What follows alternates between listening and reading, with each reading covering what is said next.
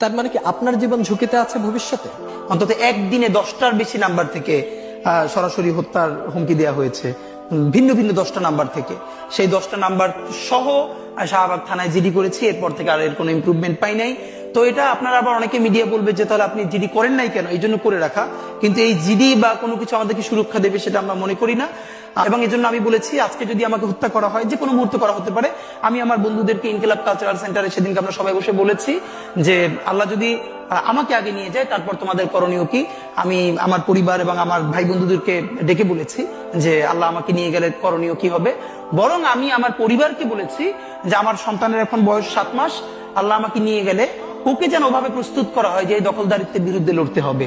আল্লাহ ওকে যদি বড় করে ওর সন্তান দখলদারিত্বের বিরুদ্ধে লড়বে, এই স্পিরিট যেন ওকে দেয়া হয়, এটা আমি আমার পরিবারকে বলেছি। সে আছে। আর একটা মজার ব্যাপার হলো যে আমি যখন ইনসাফের লড়াই করি তখন তো সেখানে পরাজয়ের কিছু নেই।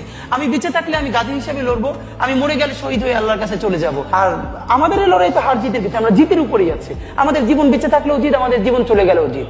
আপনার একটু হারানোর কিছু ছিল না, সুতরাং লড়াই চলবে।